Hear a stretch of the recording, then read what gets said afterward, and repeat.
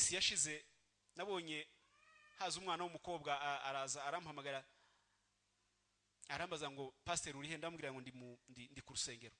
Ati nari ngukeneye nge ndi mu rugo iwawe. Ndamubwira ngo ihangane kanye gatoya ndaza mpageze nsanga yicaranye n'umwana w'umuhungu mu rugo iwanje muri salo. Arambwira ngo uyu muhungu ngo nuwo bagiye gukorana ubukwe bwa kabiri, ngo bwa mbere bwarapfuye, bakoze ubukwe ntibumvikana n'umugabo, basezeranye mu buryo bwemewe n'amategeko, mu mategeko no mu itorero. Arambwira ati rero nazanye undi wa kabiri none uzansezeranye, ndabona ari wowe mwizerwa, uri inshuti yanjye. Ndamubwira ngo uwo mwijima ntabwo uragira mu maso yanjye mu mwuka. Ako kijima ako kabwibwi ko mu minsi y'imperuka, ako kantu mujye mushaka gukorera abakozi b'Imana ngo numbwira yuko nkunda bitume nibagirwa inshingano zanjye, nibagirwa ico Bibiliya ivuga, ngendere muri uwo murongo wawe n'umwijima wawe ngo unkubite mu maso mu gicukundi maso. Menya iki ijambo ry'Imana ryanga nicyo rikunda. Iyo nirebeye mu ndorerwamo ijambo ry'Imana, menya za kirazira nubwo zaba zaje zitwikiriye urugamba rw'intama. Kuko ibintu byinshi bibuza umugeni kujya mu ijuru nibiza byitwikiriye byambaye uruhu rw'intama. Kuko tugeze mu gihe cyo kwiyoberanya bimeze nka muka Rehobowamu. Bibiliya zitubwira ngo muka Rehobowamu bamaze gukora ibizira imbere y'Imana. Rehobowamu araza abwira umugore wiwe ngo niyiyoberanye yihindura undi mugore, ngo ajye kubaza umuhanuzi ijambo ry'Imana rivuga ko umwana wabo wari urwaye Abiya. Biravuga ngo uyu mugore ngo ariyoberanya, niwe watangiye ikintu cyo kwiyoberanya. Ariyoberanya yihindura undi muntu. Ibaze nawe umugore w'umuperezida kugira ngo yihindura akantu karaho gaciriritse, ariyoberanya arihindura. Ariko biravuga ngo nubwo Ahiya ngo yarashaje afite imyaka y'izabukure, ariko yari maso, umutima we wari ukanguse. Haleluya.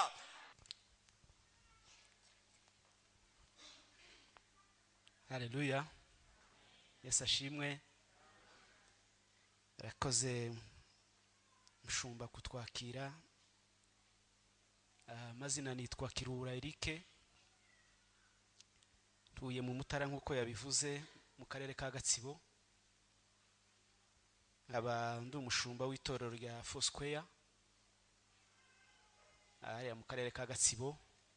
Yango Foursquare murayizi hano i Kigali.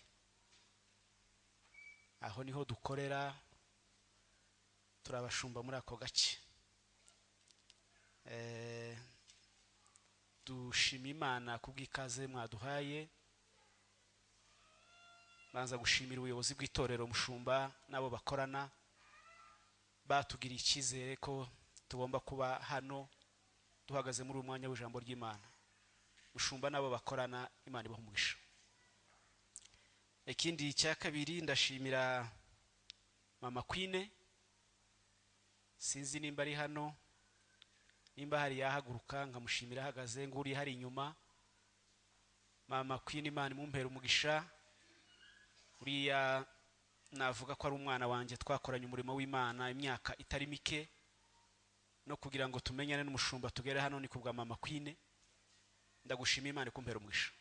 Uriya ni umukristo mwiza wose, mushumba azamumenya mwiyegereze, ni umukristo mwiza uzi gukorera Imana. Nshima Imana ko ngezaho akorera umurimo w'Imana aho bamwakiriye. Mu byukuri numvaga muri nyewe numva mbishaka kuzageraho Mama Queen ari akorera umurimo w'Imana hamwe n'umuryango we. Nishimiye kubana nawe kandi nishimiye kugeraho ukorera umurimo w'Imana. Uzakora ukorenga kwa kundi ndakuzi kujya ukora, ariko uzakomeza ndetse wongeremwo ushiremo imbaraga nyinshi. Imana ikumpera umugisha, wicare gubwe neza. Tugiye kuganira ijambo ry'Imana. Mwanya baduhaye ndimo kubona hano mu maso yanjye. Minota bampaye ndayubahiriza, nanjye ndumushumba kandi ibigomba gukorwa nanjye ndabizi. Tugiye kuganira ijambo ry'Imana. Twasenze Imana muri iyi minsi kugira ngo Imana ibashe kuduha icyo tuganira n'itorero ryayo. Ntabwo biba byoroshye kugira ngo umuntu hagarare imbere y'abantu b'Imana, ubashe kugira icyo ugabana nabo kandi ubashe kubaha icyo Imana yaguhaye kuvuga, kitavuye mu bwenge bwacu, kitavuye mu marangamutima yacu, kitavuye mu kwihimbaza, kugira ngo twihuze n'Imana ishaka tugomba kuvugana n'ubwoko bwayo biba bigoye, birakomeye. Ariko hamwe n'ibyo twinginze Imana igikivugana n'umutima yacu kugira ngo tubashe kuganira namwe. Rero icyo ngicyo Imana yaganiriye natwe nicyo tugiye kubabwira mu mwanya muto baduhaye. Mufishari hari umusomyi mwiza nadusomere muri Matayo, ubutumwa bwiza bwa Matayo. Nashatse ko tuganira ijambo ryo gutegura umugeni wa Kristo hagati mu gicuku. Imyiteguro y'umugeni wa Kristo ariko hagati muri iki gicuku cy'isi. Matayo 25 murongo wa mbere aradusomera ageze ku 12. Mutegere ariko intego yacu Imana yaduhaye kuganira n'iri torero. Imana yaratubwiye ngo tubabwire ngo umugeni wa Kristo agomba kwitegura ariko hagati mu gicuku. Some mu izina rya Yesu. Mutwe w'amagambo aravuga ngo umugani w'abakobwa 10. Cyo gihe ubwami bwo mu ijuru buzagereranywa n'abakobwa 10 bajyanye amatabaza yabo bajya gusanganira umukwe. Ariko muri abo 10 abatanu bari abapfu, abandi 5 bari abanyabwenge. Abapfu bajyanye amatabaza yabo ntibajyana n'amavuta, ariko abanyabwenge bo bajyana amavuta mu mperezo zabo hamwe n'amatabaza yabo. Umukwe atinze bose barahunikira barasinzira, ariko ninjoro mu gicuku anganire. Maze babakobwa bose barahaguruka baboneza amatabaza yabo. Abapfu babwira abanyabwenge bati, nimuduhe ku mavuta yanyu kuko amatabaza yacu azima. Ariko abanyabwenge barabahakanira bati, hoya, ntiyadukwira twese, ahubwo nimujye mu bahanjuzi muyigurire. Bagiye kugura umukwe araza, abari biteguye binjirana nawe mu bukwe, urugi rurakingwa. Hanyuma babakobwa bandi nabo baraza, barahamagara bati, nyakubahwa dukingurire. Nawe arabasubiza ati, ndababwira ukuri yuko ntabazi. Amen. Hepfo murongo wa 13. 13 nuko mube maso kuko mutazi umunsi cyangwa igihe. Amen. Imana iguhe umugisha, urakoze cyane. Reka tuganira aya magambo mu mwanya mutoya. Twari tuvuze ngo ni umukwe, umugeni wa Kristo kwitegura ariko hagati mu gicuku. Iyo urebye ijambo ryo kuba maso niyo jambo risigaye rikomeye muri iyi minsi, kandi biragoye kuba maso mu gihe abandi basinziriye. Ukabona amasaha nayo gusinzira ariko wowe bikaba ngombwa yuko kuba maso. Hari n'igihe ushobora kubona umuntu ari maso kandi asinziriye. Mu buryo bwo mu mwuka biragoye kugira ngo umenye yuko umutima wawe uri maso utegereje kugaruka kwa Yesu. Bibiliya itubwiye uyu mugani w'abakobwa 10 Yesu yakundaga gukoresha ibintu abisirayeli bakoreshaga. Mu busanzwe ubukwe bw'abisirayeli bwagiraga intambwe nyinshi zigera ku 17 kugira ngo umukobwa asabwe azagera igihe cyo kubana n'umuhungu. Byafataga igihe kirekire cyane, hafi umwaka wose wararangiraga. Iyo bazanaga inka y'ifatarembo bakayishira bagafata irembo kujya mu bizi, byatwaraga umwaka wose mu mateka y'Abisiraheli kugira ngo bazabane. Kandi iyo umukobwa bafataga irembo cyari igihe cye gikomeye cyo kugenzurwa. Yabaga afite abantu bamugenzura we atabizi, bareba uko umugeni azitwara mu gihe yamaze gushirwa inka y'ifatarembo. Cyari igihe cye kimukomereye cyo kwitwararika cyane. Haleluya. Nanone mu ruhande rw'umuhungu cyari igihe nawe cyo kwitegura yubaka inzu, akayubaka yifatanyije n'iya se. Ise niwe wabaga areba ko iriya nzu y'umuhungu irimo kugenda. Umwaka wajya kurangira, bantu bagendaga kuri wa mugeni babaga batanga raporo ko umwana w'umukobwa arimo kwitwara neza, umugeni abihagazemo neza. Bene data, Yesu yaratinze kugira ngo yitegereze umugeni w'imyitwarire ye.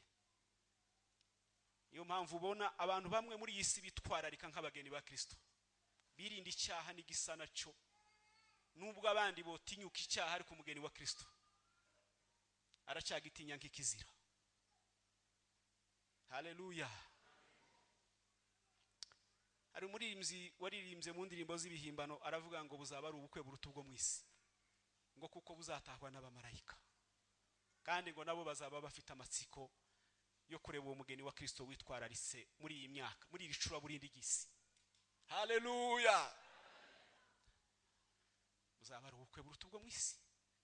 Iyo ntekereje ukuntu ngo buzaba ari ubukwe buruta ubu turi mu kubona muri iyi si, abantu bari mu guhurura, nukuri yo ntashe ubukwe bwo muri iyi si buri gihe. Ndavuga ngo ariko ubu bukwe bushushanya bwa Kristo buzaba mu ijuru. Hari uri mu kuba ugatera isoni, wajya ureba n'imyambarire yo muri ubwo bukwe abantu bakagira isoni, mugatinya no kureba. Ariko ubukwe umwana w'Imana, umugeni wa Kristo muri iyi si, azaba arimbishijwe mu rwego rwo hejuru. Haleluya. Azaba yambaye imirimo myiza yo gukiranuka, anyura muri iyi si yitwararika, kandi ubu Kristo buzageza umuntu mu ijuru. Nubujya bumenya za kirazira. Hano mu Rwanda tugira za kirazira. Ubu Kristo bwawe nimba butagira za kirazira, ntabwo uri umugeni wa Kristo. Ariko kugira ngo ube muri iyi si witeguye, nuko ubuzi za kirazira ziba mu ijambo ry'Imana. Musa b'Isiraheli bagera kuri Sinayi, ngira ngo bari bagize hafi nk'imyaka 2 kugira ngo bagere kuri Sinayi, Imana ibaha amategeko yo kubatandukanya n'ibyo n'amategeko y'abanyegiputa. Imana bahaye amategeko 10, irababwira ngo uyu murongo wanje kugira ngo umugeni wanje yitegure neza, nuko agomba kuba afite amabwiriza. Umukobwa w'Isiraheli muri iyo minsi yose yabaga agenzurwa. Umunsi wo gutanga raporo ko umukobwa yitwaye neza atatwaye inda, haba bamwe turi mu kubona umugeni bakamukwa ariko agatwarira indi wabo, aba bageni bubu basigaye bateye isoni. Ariko umugeni wa Kristo azamabwiriza. Haleluya. Umugeni wa Kristo amabwiriza na za kirazira ziyazigenda mu maso ye no mu mutima. Niyo yabasinzi yari 8 z'ijoro. Dawidi yaravuze ngo, iriko yanditse aravuga ngo ahubwo ngo amategeko y'Uwiteka ngo niyo azayibwira ngo kumanywa wana n'igiti ngo cyatewe hafi y'umugezi kidacera imbuto mu gihe cyacu. Imana ihabwa icubahiro. Iyo bazaga kuzana umugeni w'Abisiraheli bagendaga kumuzana saa 9. Iyo bavuga ngo umunsi w'ubukwe bwabaye, umugeni bajyaga kumuzana saa 9 z'ijoro, umuhungu agaherekezwa n'abandi bahungu n'abakobwa bakagenda basakuza. Biriya yavuze ngo imukanguke umukwaraje. Abakwe iri abageni, iyo umugeni wabo umugeni bakangurwaga n'urusaku rw'abakwe, bakumva abakwe bagenda basakuza nijoro saa 9. Haleluya. Bakavuga ngo nimukanguke umukwaraje, agatwara umugeni we. Ubukwe bw'Abisiraheli bagiraga icyumweru cyose mu gisharagati. Iyo usomye hariya mu ndirimbo ya Salomo, Bibiri zivuga ngo umukunzi wanjye ngo mu bahungu ngo ameze nk'akarungu mu mahwa. Bigasoba bikagaruka ngo umukobwa nawe ameze ngo nk'igiti cy'umutapuwa mu biti ngo byo mu ishyamba. Igiti kirekire babaga bavugana ibigwi. Umwe avuga ngo witwaye neza mukunzi wanjye, muri ya minsi yose y'umwaka waritwararitse, ntabwo wononye amategeko y'Uwiteka. Umugeni wa Yesu azishimira yuko amategeko y'Imana yayishimiye hagati mu mwijima, aho abandi basigaye bavuga ngo kuba uri muri fiançailles no kubanza bakaryamana bagakora ibyaha, barangiza bakumva yuko ari ibyejejwe. Ariko umugeni wa Yesu birarura. Haleluya. Hariho za kirazira kugira ngo umugeni wa Yesu abe yitwaye neza muri iyi si, nukubuza ikijambo ry'Imana rikubuza. Kirazira.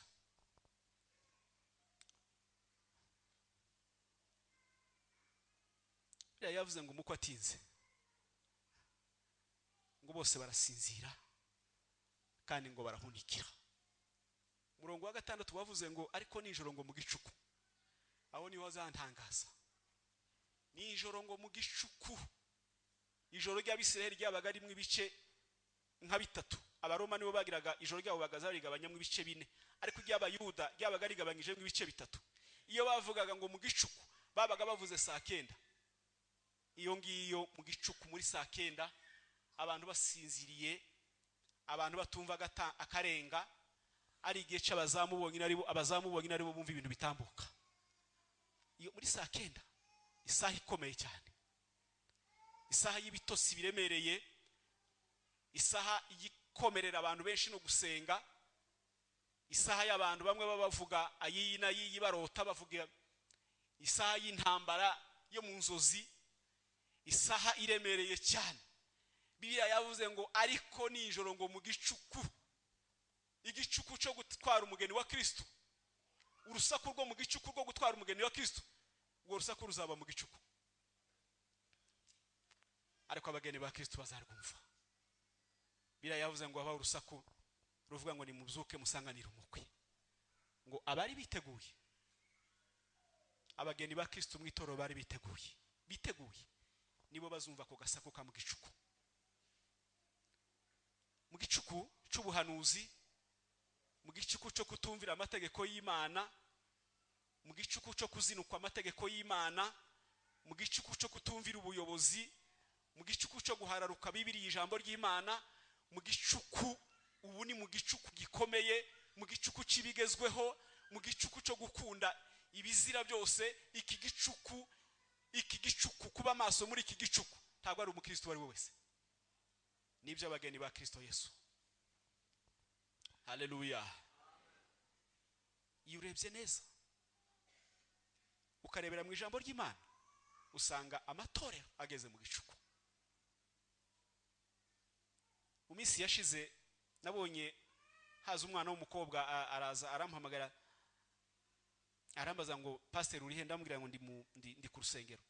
Ati nari ngukeneye, nge ndi mu rugo iwawe. Ndambwira ngo nayihangane kanye gatoya ndaje. Ndaza mpageze nsanga icaranye n'umwana w'umuhungu mu rugo iwanje muri saro. Arambwira ngo uyu muhungu ngo nuwo bagiye gukorana ubukwe bwa kabiri, ngo bwa mbere bwarapfuye, bakoze ubukwe ntibumvikana n'umugabo, basezeranye mu buryo bwemewe n'amategeko, mu mategeko no mu itorero. Arambwira ati rero nazanye undi wa kabiri, none uzansezeranye, ndabona ari wowe mwizerwa, uri inshuti yanjye. Ndamubwira ngo uwo mwijima ntabwo uragira mu maso yanjye mu mwuka. Ako kijima, ako kabwibwi ko mu minsi y'imperuka, ako kantu mujye mushaka gukorera abakozi b'Imana ngo numbwira yuko nkunda bitume nibagirwa inshingano zanjye, nibagirwa ico Bibiliya ivuga, ngendere muri uwo murongo wawe n'umwijima wawe, ngo unkubite mu maso mu gicuku ndi maso. Menya iki ijambo ry'Imana ryanga nicyo rikunda. Iyo nirebeye mu ndorerwa mu ijambo ry'Imana, menya za kirazira nubwo zaba zaje zitwikiriye urugamba y'uruhu rw'intama, kuko ibintu byinshi bibuza umugeni kujya mu ijuru nibiza byitwikiriye byambaye uruhu rw'intama, kuko tugeze mu gihe cyo kwiyoberanya bimeze nka muka Rehobowamu. Bibiliya zitubwira ngo muka Rehobowamu bamaze gukora ibizira imbere y'Imana. Rehobowamu araza abwira umugore wiwe ngo niyiyoberanye yihindura undi mugore, ngo ajye kubaza umuhanuzi ijambo ry'Imana rivuga ko umwana wabo wari urwaye Abiya. Biravuga ngo uyu mugore ngo ariyobera, niwe watangiye ikintu cyo kwiyoberanya, ariyoberanya yihindura undi muntu. Ibaza nawe umugore w'umuperezida kugira ngo yihindura akantu karaho gaciriritse, ariyoberanya arihindura. Ariko biravuga ngo nubwo Ahiya ngo yarashaje afite imyaka y'izabukure, ariko yari maso, umutima we wari ukangutse. Haleluya. Umuririmbyi yararirimbye aravuga ngo umutima ukangutse kandi nguzinutse kw'ibyaha. Tudafite umutima ukangutse ntitwamenya ibintu birimo bikambakambira mu nzu y'Imana bishaka kutubuza imyiteguro y'umugeni wa Kristo. Haleluya. Hari umuririmbyi waririmbye aravuga ngo iyo umugeni ngo amaze kwemera umukwe igitero cyawo cya kabiri, ngo abazi ko ari we bazabana iteka, akamenya yuko ngo asize ngo se na nyina, akabana n'umukwe w'iteka ryose. Haleluya. Hari bizatuma tuba abageni, nuko hari ibyo tuzasiga, imitekerereze yacu igasiga iby'isi ishaka ko dukora, ariko hari ibizira imbere y'Imana. Mugeni wa Kristo Yesu, ugomba kubuza za kirazira zizatuma winjira mu bwami bw'Imana. Ijuru ry'Imana kurijyamo si impanuka, ntabwo ari impanuka. Ntuzajyama mu gitondo gusa ngo usange warigiyemo, nukubuza amategeko. Bibiliya iravuga ngo hahirwa umuntu witondera amategeko y'Uwiteka, ukabuza amategeko akuyobora muri uru rugendo. Dufite principe zituyobora muri uru rugendo kugira ngo twishimirwe n'Imana, kuko igicuku duhagazemo none kiradusaba kuba maso mu buryo bw'umwuka, umutima ukangutse, uzinutswe ibyaha. Kidushobora kumenya ubu ngubu Satani yazanye akabwibwe igakubita ku maso y'abakristo abahumisha ibereka iyi si. Ariko umuririmbyi yararimbye aravuga ngo nta mahoro yuzuye twabonera muri iyi si, aravuga ngo kwa data gusa niho hasendereye amahoro. Haleluya! Turaha ngaha dutegereje indi si nziza tuzaba mu mwijuru, ariko izabamwe ibihume by'Imana, izabamwe abagore bahaza amagara yabo, izabamwe abagabo bahaza amagara yabo bafite ibyo biyimye, babyimye kubw'inyungu zo kuba abageni bazataha ubwami bw'Imana, bakicarana na biriya bihume by'Imana byiciye mu bwami bw'Imana, byarwanyije iyi si birayitsinda. Haleluya! Uzaba ari ubukwe burutugo mu isi. Mukayahiya ngo ariyoberanya, biravuga ngo yariyoberanyije, ariko uko ngo yinjiye mu cumba yiyoberanya yihindura undi mugore, niko ngo Imana yari yakanguye umutima w'umuhanuzi imwereka ko Mukayerobowamu ngo yihindura undi mugore yiyoberanyije aje kukubaza. Imana iramubwira ngo nguye yaraje ariko yihindura undi mugore, ariko dore amagambo uri bumubwire. Biravuga ngo Mukayahiya ageze mu muryango mu nzu y'umuhanuzi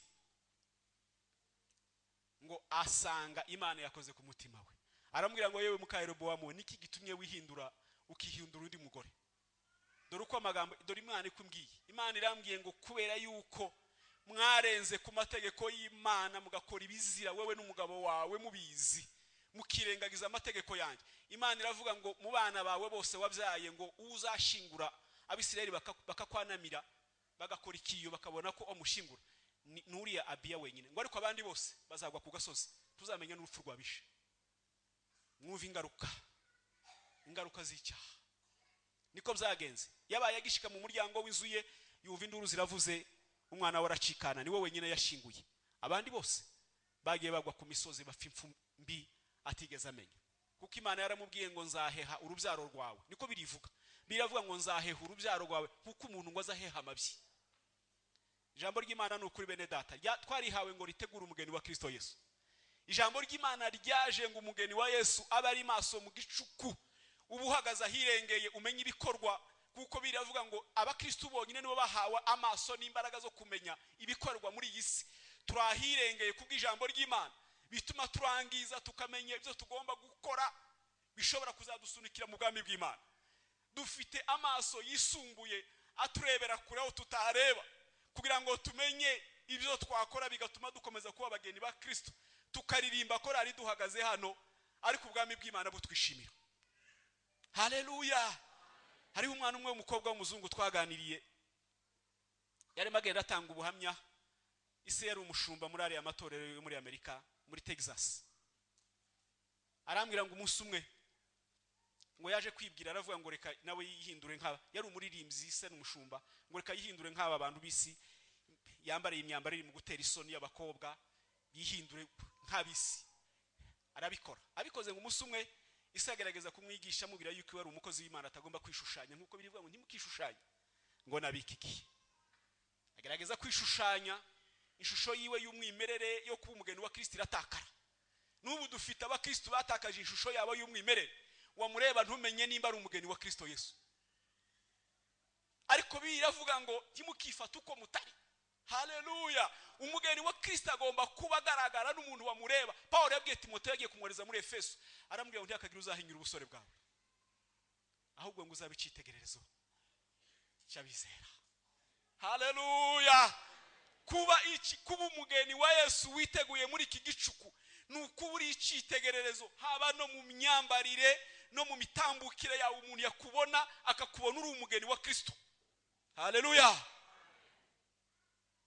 Ishusho ya Kristo izigaragarira no mu myitwarire no mu myambarire. Umuntu yahagarara hano kuririmba akavuga ngo mu byukuri uyu ni umugeni wa Kristo Yesu. Umwana w'umukobwa ngo arananirana, ariko reka nibirebire yambwiye, ariko reka mvuga akantu kamwe yambwiye. Muri ibyo bihe byose amaze kunanirana, umunsi umwe ngo ari mateka saa 7 z'ijoro, yambwiye ngo yumvishe ngo umuntu wakomanga agiye kumukingurira, ngo asanga ni umuntu muremure cyane wambaye imyenda y'umweru y'ibitare, ngo aramubwira ngo harya waravuze ngo imyitwarire yawe ntacitwaye. Amukora ku rutugu aramumanura iriya ngo ndakumwereka isi y'umwijima, aho imyitwarire yose iri mu gukoza Imana isoni ayigituruka. Ikintu cyantangaje yarambwiye ngo amateraniro ngo yagize ibyumweru 2. amateraniro ngo agiye kuba yo ku cyumweru nk'uyu munsi marayika arambwira ngo niyubura amaso ngo arebe amateraniro hano ku isi aho twebwe duteraniye. Yambwiye ngo agiye kubona ngo abona kuramya no guhimbaza, ngo abona ngo abantu benshi mu baramye bahimbaza ngo imitwe yabo ngo ni iri hasi ariko ngo amaguru ari hejuru. Ngo abaza marayika ati no ibi ni biki? Marayika amubwira mu Kiswahili arambwira ngo ijapokuwa wapo kanisani ngo lakini wako kwenye msafara kwenda jehanamu. Nubwo ngo babona bari mu nsengero ariko bari mu rugendo rujya muri Gehenumu. Kubera iki? Imyiteguro yawe kuja mu ijuru irabihakana. Abantu bari mu kwitegura nabi bakagira ngo kuririmba birahagije, ariko birasaba kuba maso mu gicuku ukamenya amategeko agenga umugeni wa Kristo nkuko umugeni yitwararika gasabwa. Mwibuka umunsi bajya gusabira Isaka umugeni Rebeka bamaze kuvuga yuko byakunze yuko azaba umugeni wa Isaka ahita yitwikira. Niko abageni bo muri Seri babige batwikiraga gashora, bivuga ngo hari umuntu wamufashe afitwe n'undi muntu wamusabwe, bivuga ngo nta wundi muntu ugomba kumutungaho urutoki, nta wundi muntu wamutereta, nta wundi wamubwira amanjwa. Yesu yadushizeho imfatarembo, ubu turatwikiriwe dutegereje gusa kuzumva impanda. Haleluya! Umugeni wa Yesu hano mu gihugu cyacu ariteguye. Umugeni wa Yesu muri iri torero afite ikimenyetso kimuranga. Nubwo abantu baterana ari benshi ariko ari ikimenyetso, hari ikimenyetso cy'umugeni wa Kristo Yesu. Bene data, yatubwiye ngo abanyabwenge mu itorero harimo abanyabwenge akaba n'abapfu. Iyo ni ihame ry'ijambo ry'Imana. Yavuze ngo abanyabwenge bo ngo bari bateguye amatabaza yabo mbere y'igihe, bashaka amavuta. Ubutumire bari babufite bwose, bari babufite uko ari 10, bari bafite za invitation, ariko uburyo bw'imyitwarire no gutegereza ijoro. Ubundi abantu ari ku manywa ndushobora kumenya umugeni wa Kristo, ariko uzamenya umugeni wa Kristo igihe hazaba habaye akajoro. Iyo akajoro kabaye umenya umugeni wa Kristo, ukamenya n'abafrodere babirimo gusa kubera ikigare. Ariko iyo ijoro ritaraba abantu bose basa nkaho ari abageni, ariko reka akajagari kabe akabwibwe akijima.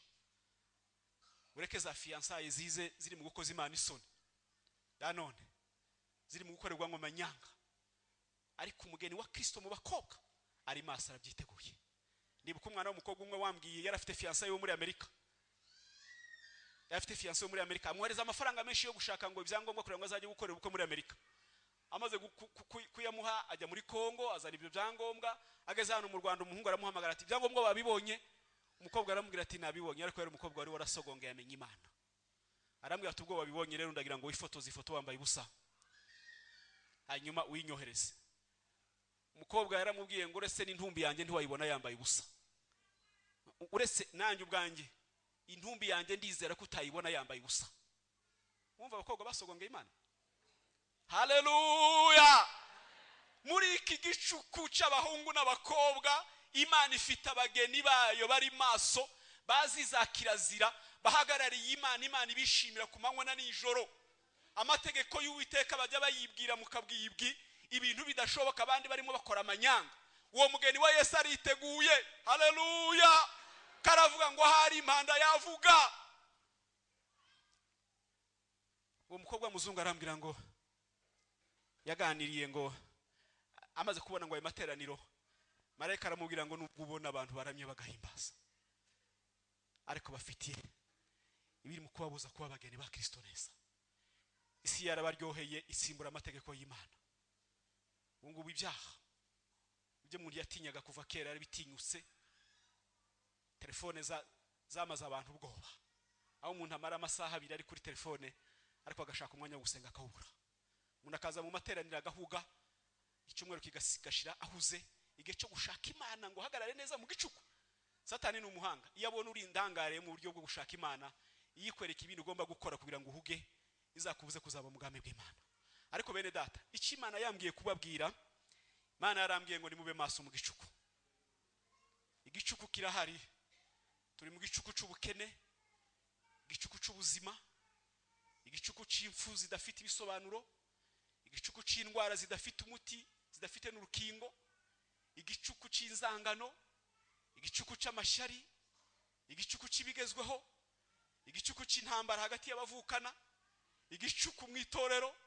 Ariko muri ibyo byose umwuka w'Imana yambwiye ngo umuntu w'Imana agomba kuba ari maso, urinda ubugingo bwawe, utegereje umunsi wawe wo guhamagarwa. Haleluya! Kuko biravuga ngo ababiri bazaba baryamye ku buriri bumwe, ababiri bazaba baryamye ku buriri bumwe. Biravuga ngo umwe azumva impanda agende, undi asigare. Mwumva igitangaza, umugabo n'umugore bashakanye bakaba basazanye, ariko umwe afite imyumvire y'isi, undi afite imyumvire y'ijuru. Impanda nivuga umwe azazamuka, undi asigare. Niko bibiri ivuga. Ibyo kujya mu ijuru umuntu abisangira ku giti, ni wowe n'Imana yawe. Ugomba kubifata nkaho uri ikinege mu by'ubwami. Kujya mu ijuru ntabwo ari ugukururana, si ikigare. Nukuba uzi neza kuko ijwi ryaguhamagaye hari ibyo ryagusigishije. Umuhamagaro wo gusiga ni uzajana umuntu mu ijuru. Tushobora kuba umugeni wa Kristo witeguye utarumvishije umuhamagaro wagusigishije ibyaha n'amafuti y'isi. Mane tugirira neza.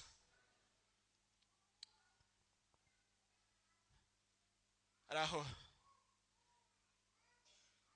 marayika ngo aramubwira, uwo mwana w'umukobwa aramubwira ngo ibi byose ubona biri mu gukorwa, ibi ntibihuye n'imyiteguro y'umugeni wa Kristo Yesu. Pawulo yabwiye Timoteyo,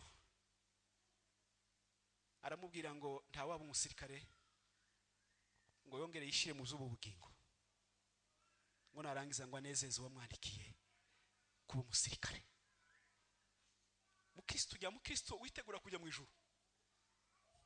Abameze nka kwa kuno umuntu azabyuka mu gitondo, ugafata uburoso ukashiraho korogate, ukabrosa mu kanwa, ugakuramwo ibintu byose by'umwanda, ukabicira.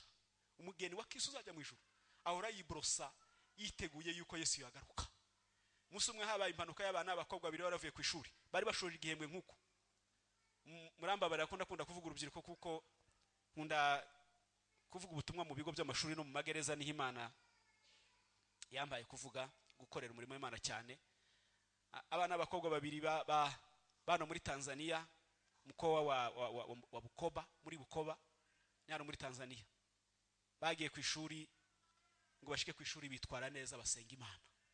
Abandi ku ishuri bahigira amanyanga n'ibyaha byinshi, bakunda kubikurayo utuntu bongo bahagarara n'Imana. Bukeye bashoje ishuri, batashe bagiye kwambuka umuhanda, imodoka ari bakubitira rimwe, bombi barakundanaga cyane, bahita bapfira rimwe. Noneho undi mwana w'umukobwa ngo ni Nyisake, nimba mujya mukurikira inyigisho ze, yagiye mwerekwa, marayika ajya kumwereka abo bana b'abakobwa ukuntu biceye mu bwami bw'Imana. Marayika aramubwira ngo ugende uzambwirire abana b'abahungu n'abakobwa bakorera ibyaha mu bigo, ngo yuko bazasindishirizwa n'aba bana, Imana ngo niyo yabasahuye kugira ngo batandurira muri isi. Ibintu birakomeye, umugeni wa Kristo karasahurwa. Mwene data, nishimiye kubona itorero ryanyu ryiza rirera abana, umutima wanjye wishimye. Nishimiye kumva murimo muri indirimbo ziramye. Hari indirimbo mwarimbe bavuga ngo ibyiringiro byanjye bikomoka ku musaraba wa Kristo. Numva ndishimye cyane. Ariko mureke turenga aho ngaho, dutekereze n'imyiteguro yo kwanga icyaha n'igisa naco. Imyiteguro yacu no kwanga icyaha n'igisa naco. Muranyumva neza? Imyiteguro no kwanga ubusambanyi, no kwanga icyaha n'igisa naco, no guhagarara neza ukamenya ko izamu ryawe nyuma y'ubu buzima hari ubundi buzima. Nyuma yo kubaho, nyuma yo kuba muri iyi si, nyuma yo kubaho mu nsengero, nyuma yo kuba mu matorero, dufite ahandi tuzaba iteka ryose, tutagipfa tutakirwana. Ariko hariyo kondisiyo yo kuzaba mu bwami bw'Imana. Si ugupfa gusa kuyibamo gusa, n'imyiteguro iri hejuru ihanitse cyane yo kubitekerezaho. Ugatekereza kuba muri korali ariko Imana ikwishimira, ugatekereza kuba uri umucuranzi ariko wishimirwa n'Imana, ugatekereza kuba uri umuyobozi mu rwego urwo ari rwo ariko Imana ingishimira. Tekereza ikintu ubuhanya bukomeye ni ukuba mu nzego Imana atari gukoresha. Kuko hariho abantu benshi bakorera Imana, bita ko bakorera Imana ariko Imana itabazi. Mwibuke yuko Yesu ngo azabwira abantu ngo umva inyuma sinigeze kukumenya. Abantu bazabwirwa gutyo n'abantu babaga mu itorero, bazabwirwa ngo ni mumva imbere sinigeze kubamenya. Ngo bamubwire ngo se ko twaririmbaga, ko twahanuraga. Yesu azabo yahamagaye, abo yahaye amategeko yabo, amategeko yayo ayobora abo bantu b'Imana, nibo bazaje mu bwami bw'Imana. Nabo bonyine gusa. Myiteguro yawe wigejeje. Abakobwa batanu b'abajya bwenge, abandi ngo babasabye ngo amavuta, barababwira ngo tiyadukwira, muje mu bahanjuzi. Igihe cyari cyarenze, igihe cyo gushaka Imana yawe ni none ugifite umwuka wawe uhumeka. Imana ikigutijije kugenda, ikagutiza ubuzima, ikagutiza amaguru, ikagutiza ubwenge buri ku gihe, ikagutiza ibitekerezo. Nicyo gihe cyawe gihenze cyo gukorera Imana, nicyo gihe cyawe gihenze cyo kubana n'abantu bose amahoro, nicyo gihe cyawe cyo gutanga imbabazi ngo ubabarire Imana nawe kubabarire, nicyo gihe cyawe cyo kwitekereza, ugatekereza kuba umugeni wa Kristo, ugatekereza nimba uri mu bakobwa batanu b'abanyabwenge. Abanyabwenge bajya batahura ubushake bw'Imana, bamenye ibyo kwirinda bakabyirinda. Abanyabwenge Imana itanga ubwenge itabunyujije mu mashuri. Mu mashuri ni byiza kwiga, ariko kandi hari n'igihe umuntu ashobora kwiga ariko ntabwo ubwenge bw'Imana. Dukeneye ubwenge bw'Imana, dukeneye kwiga bisanzwe, ariko ngo nitwongeraho n'ubwenge bw'Imana bizaba bibaye byiza. Kuko biravuga ngo menyereza umwana inzira akwiriye kunyuramo ngo azarinda asaza atarayivamo. Bene data, Imana ibampere umugisha. Abashime kubw'uyu mwanya. Ndizera yuko umugeni wa Kristo yongeye gukanguka akaba amaso mu gicuku, ugatekereza kubaho kw'Imana muri wewe, ugatekereza ubuzima bwawe, ugategura urugendo rwawe rujya mu ijuru. Ubitekerezeho cyane, nubitekerezaho ukabitahura, uzongera kandi ucyaze urugendo rwawe rujya mu ijuru. Wongere kandi usabane n'Imana mu rundi rwego rwihariye. Imana ibahe umugisha kandi Imana ibagirire neza. Amen.